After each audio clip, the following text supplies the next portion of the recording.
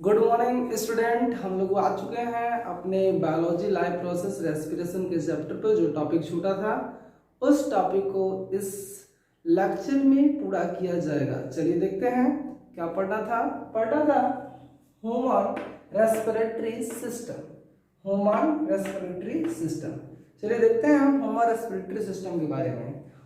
ये एक human respiratory system का चित्र बना है, ये फिगर है। इसको देखते हैं क्या क्या पार्ट होता है ह्यूमन रेस्पिरेटरी सिस्टम में। ह्यूमन रेस्पिरेटरी सिस्टम का सबसे पहला भाग होता है नाक, जहां से हम एयर्स को ग्रहण करते हैं।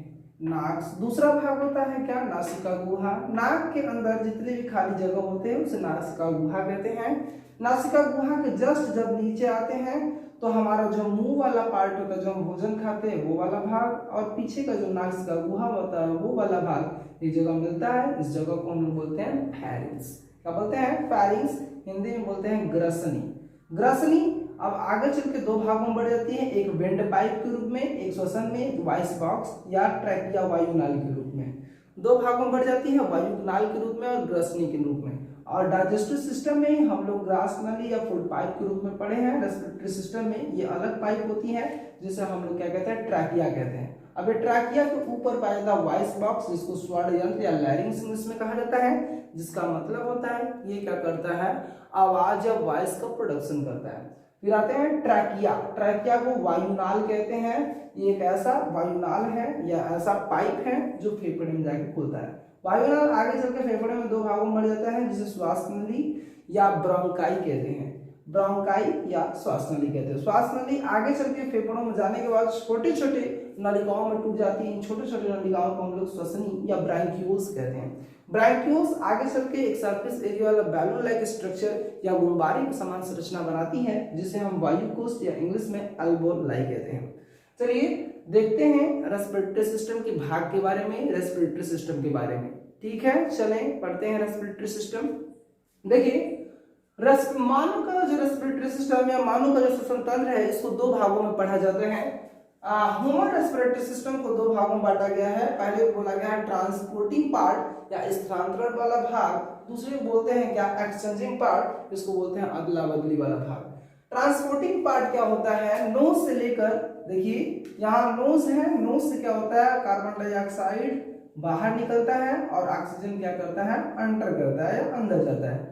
ऑक्सीजन क्या करता है? नाक थ्रू अंदर जाता है, नाक से होते हुए ये कहाँ चला जाता है? लंग्स में, और लंग्स में जाता है और कहाँ पहुंचता है? एल्वोलाई में। एल्वोलाई में पहुंचने के बाद क्या होता है? यहीं पे ब्लड की कैपिलरीज पाई जाती हैं, जो क्या करती हैं? कार्बन डाइऑक्साइड को किसमें? एल्वोलाई में लाती हैं, और एल्वोलाई से ऑक्सीजन, एल्वोलाई से कार्बन डाइऑक्साइड को क्या करती है? बाहर निकाल देती हैं। तो ये पूरा पैसेज बना है, जिसमें क्या हुआ है कि जो ये एल्वोलाई है, यहाँ से लेकर यहाँ एल्वोलाई तक क्या हुआ?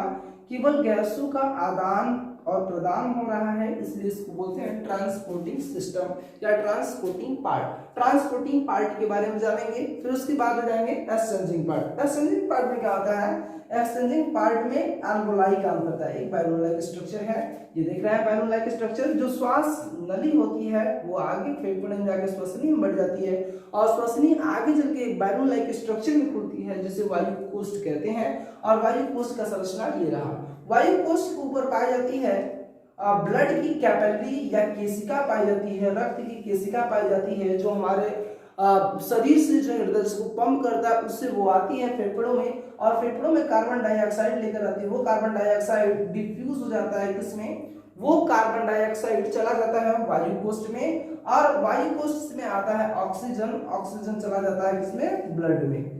और क्या होता है? ये ट्रांसपोर्ट होता है या एक्सचेंज होता है। वायुकोष्ठ और कैपिलरी के बीच क्या होता है? गैस इस एक्सचेंज होता है, इसलिए इस पार्ट को बोलते हैं एक्सचेंजिंग पार्ट। चलिए एक एक बारे में पढ़ते हैं, फिर से देखते हैं, एक एक बारे में पढ़ते हैं क्या क्या होता है।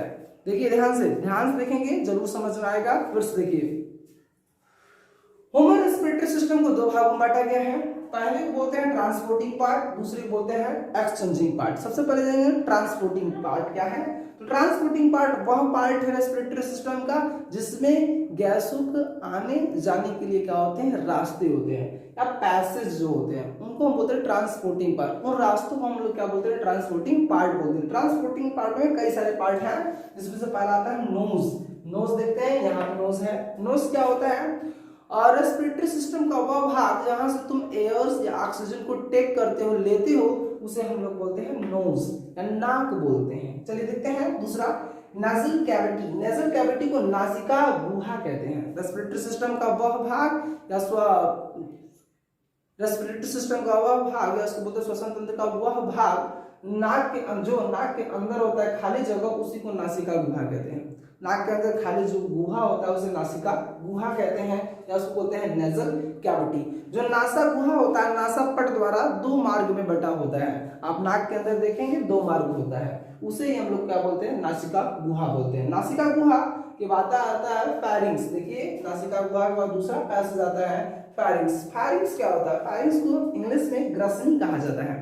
ग्रसनी क्या होता है? ग्रसनी वो जगह है रेस्पिरेटरी सिस्टम का वह जगह जहां माउथ की बकल कैविटी और नाक की जो नासिका गुहा होती है या नजल कैविटी होती है वो एक दूसरे से मिलते हैं, उस जगह को हम लोग बोलते हैं फेरिंग्स। फेरिंग्स आगे चल के 2 भागों में बढ़ जाती है। एक बढ़ जाती है क्या, वायु नाल के रूप में, और एक बढ़ जाती है वह फूड नाल के रूप में, आप कह सकते हैं कि फूड पाइप के रूप में या ग्रास नली के रूप में। चलिए देखते हैं इस वाले पार्ट को जो हमारा रेस्पिरेटरी सिस्टम में। दूसरा है स्वर यंत्र या इसको बोलते हैं क्या, वो देखो ध्यान से यहाँ पे तीसरा पार्ट, चौथा पार्ट है अपना लैरिंग्स। लैरिंग्स क्या होता है? फेरिंग्स के नीचे एक संरचना पाई जाती है जो कि आवाज के प्रोडक्शन में या आवाज निकालने के लिए हेल्पफुल होती है। इस घंटी नुमा संरचना को या इस संरचना को हम लोग बोलते हैं लैरिंग्स या वॉइस बॉक्स बोलते हैं। इस वॉइस बॉक्स के ऊपर एक संरचना पाई जाती है जिसे हम कहते हैं इपिग्लॉटिस। ये इपिग्लॉटिस क्या होता है? जब हम खाना खाते हैं तो ये खाना जब इस पे जाता है तो इसके ढक्कन जो फ्लैप होते हैं ट्रैकिया के, ये बंद हो जाते हैं, जैसे इपिग्लॉटिस। और इस वाले पाइप को ग्लॉटिस कहते हैं और ग्लॉटिस के नीचे पाया जाता है ये हमारा स्वर यंत्र। स्वर यंत्र क्या करता है? आवाज के प्रोडक्शन में हेल्प करता है। कैसे लिखेंगे?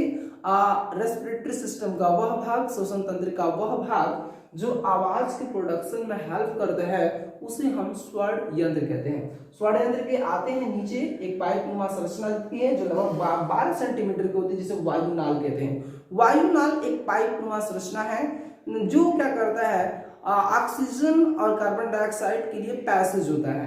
ये क्या होता है? पाइप नुमा संरचना है जो ऑक्सीजन और कार्बन डाइऑक्साइड के लिए पैसेज देता है। कैसे लिखेंगे कि रेस्पिरेटरी सिस्टम का वह भाग जो हवा का आदान प्रदान करता है उसे वायु नाल कहते हैं। या एक पाइप नुमा संरचना है, तो रेस्पिरेटरी सिस्टम में एक पाइप नुमा संरचना है जो वॉइस बॉक्स के नीचे पाया जाता है और ये क्या करता है, आदान प्रदान करने का काम करता है। किसको? वायु को या ऑक्सीजन को। ऑक्सीजन और कार्बन डाइऑक्साइड को ले जाने और ले आने का काम करता है। चलिए देखते हैं आगे चल के वायु नाल 2 भागों में बढ़ जाता है जिसे श्वसन नली या ब्रांकाई कहते हैं। देखिए तीसरा भाग आता है लैरिंग्स। लैरिंग्स के बाद ट्रैकिया हो गया। ट्रैकिया एक पाइप नुमा संरचना है जो पैसेज प्रोवाइड करता है कि ऑक्सीजन और कार्बन डाइऑक्साइड क्या हो, अदला बदली हो, मतलब ऊपर नीचे जाए।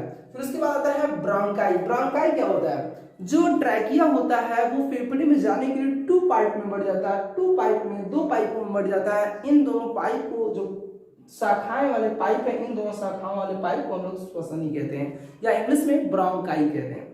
ब्रोंकाई के बाद आता है क्या? श्वासनी। श्वसनी क्या होता है? ब्रोंकाई फेफड़े में जाकर सूक्ष्म सूक्ष्म नलिकाओं में विभक्त हो जाती हैं, टूट जाती हैं, जिसे हम श्वसनी कहते हैं। और यहाँ तक था केवल कंडक्टिंग पार्ट या ट्रांसपोर्टिंग पार्ट। यहाँ तक ऑक्सीजन आने और जाने के लिए पाइप के पैसेज या रास्ते थे जिसे हम लोग बोलते थे ट्रांसपोर्टिंग पार्ट। फिर से देख लीजिए एक बार पुनः देखेंगे, फिर से देखेंगे, पुनः बढ़िया से समझेंगे इसको। ट्रांसपोर्टिंग पार्ट क्या है? ट्रांसपोर्टिंग पार्ट नाक से लेकर ब्रोंकाई तक पाइप नुमा संरचना है जो ऑक्सीजन को अंदर ले आ रहा है और यहां से कार्बन डाइऑक्साइड, शरीर से कार्बन डाइऑक्साइड को बाहर ले जा रहा है, जिसे हम ट्रांसपोर्टिंग पार्ट कहते हैं। चलिए हम लोग आप आ गए हैं अपने लास्ट टॉपिक श्वसन की क्रियाविधि। श्वसन की क्रियाविधि पर मैकेनिज्म ऑफ रेस्पिरेशन। जो मनुष्यों में श्वसन की क्रियाविधि होती है वो 4 स्टेप में होती है। 4 स्टेप के बारे में जानेंगे। सबसे पहला स्टेप है ब्रीदिंग, जिसको हिंदी में श्वासोच्छ्वास कहते हैं। दूसरा है एक्सटर्नल रेस्पिरेशन, जिसको हम लोग बोलते हैं क्या, बाह्य श्वसन। दूसरा है इंटरनल रेस्पिरेशन, जिसको हम बोलते हैं अंतः श्वसन। सब में रेस्पिरेशन जोड़ना है। दूसरे बात आता है तीसरा सेलुलर रेस्पिरेशन, जिसको हिंदी में बोलते हैं कोशिकीय श्वसन। क्या बोलते हैं? कोशिकीय श्वसन। तीनों के बारे, चारों के बारे में जानेंगे। सबसे पहले हम लोग क्या करते हैं, जब भी श्वसन की प्रक्रिया करते हैं उसमें ऑक्सीजन को नाक से लेते हैं और शरीर के अंदर बनने वाले कार्बन डाइऑक्साइड को नाक से बाहर निकालते हैं। इस प्रक्रिया को ब्रीदिंग कहते हैं। सबसे पहला मैकेनिज्म होगा ब्रीदिंग। देखिए ये है फेफड़े के ऊपर जहां नाक है, वहां से क्या होता है, ऑक्सीजन एंटर कर रहा है फेफड़े के एल्वेओलाई में और कार्बन डाइऑक्साइड फेफड़े से बाहर निकल रहा है। इस प्रक्रिया को ब्रीदिंग बोला जा रहा है या श्वासोच्छ्वास बोला जा रहा है। श्वासोच्छ्वास एक ऐसी प्रक्रिया है जिसमें ऑक्सीजन ग्रहण किया जाता है और कार्बन डाइऑक्साइड को बाहर निकाला जाता है। दूसरा आता है, दूसरा प्रोसेस होता है एक्सटर्नल रेस्पिरेशन, जिसको हम लोग कहते हैं बाह्य श्वसन। बाह्य श्वसन में क्या होता है, ये वायु कोष्ठ है और ये क्या है, ब्लड की केशिकाएं हैं। वायु कोष्ठ और ब्लड की केशिकाओं के बीच ऑक्सीजन व कार्बन डाइऑक्साइड की अदला बदली बाह्य श्वसन कहलाती है, जिसमें एल्वेओलाई में उपस्थित या वायु कोष्ठ में उपस्थित ऑक्सीजन ब्लड की कैपिलरी कोशिकाओं में डिफ्यूज हो जाता है या विसरित हो जाता है तथा तथा केशिका में उपस्थित कार्बन डाइऑक्साइड एल्वेओलाई या वायु कोष्ठ में विसरित हो जाता है। दोनों एक दूसरे से एक्सचेंजिंग हो जाते हैं, जिसे हम लोग बोलते हैं एक्सटर्नल रेस्पिरेशन। अब ये शुद्ध ऑक्सीजन वाला ब्लड जाता है हार्ट में, हार्ट से जाता है कहाँ, कोशिकाओं में। कोशिकाओं और हार्ट के बीच गैसों की अदला बदली इंटरनल रेस्पिरेशन कराती है, जिसमें ऑक्सीजन कोशिकाओं में पहुंचता है और कोशिकाओं में टूटने वाला कार्बन डाइऑक्साइड दोबारा केशिका में पहुंचता है। इस प्रक्रिया को हम लोग बोलते हैं इंटरनल रेस्पिरेशन या आंतरिक श्वसन। आंतरिक श्वसन क्या होता है, ब्लड की केशिकाओं या कैपिलरी तथा कोशिकाओं के मध्य कार्बन डाइऑक्साइड तथा ऑक्सीजन की अदला बदली कहलाती है अंतः श्वसन या इंटरनल रेस्पिरेशन। लास्ट आते हैं सेलुलर रेस्पिरेशन। सेलुलर रेस्पिरेशन क्या होता है, सेलुलर रेस्पिरेशन सेल के अंदर ग्लूकोज ऑक्सीजन आने पर या ऑक्सीजन के प्रेजेंस में कार्बन डाइऑक्साइड और जल में टूट जाता है। इस पूरी प्रक्रिया को हम लोग बोलते हैं सेलुलर रेस्पिरेशन। रेस्पिरेशन का ये टॉपिक खत्म हुआ। रेस्पिरेशन अच्छे से पढ़ लीजिएगा, बढ़िया से देख लीजिएगा। रेस्पिरेशन आपके बोर्ड की टॉपिक से बहुत ही इंपॉर्टेंट, इसमें सबसे अच्छा और इम्पोर्टेंट क्वेश्चन आपके लिए है टाइप्स ऑफ रेस्पिरेशन। और रेस्पिरेशन के टाइप्स के बारे में आप पढ़ लीजिएगा, बोर्ड में कई बार पूछा गया है। चलिए आगे चलते हैं, मिलेंगे अपने नेक्स्ट वीडियो में और देखते रहिए तब तक के लिए पंख स्टडी चैनल।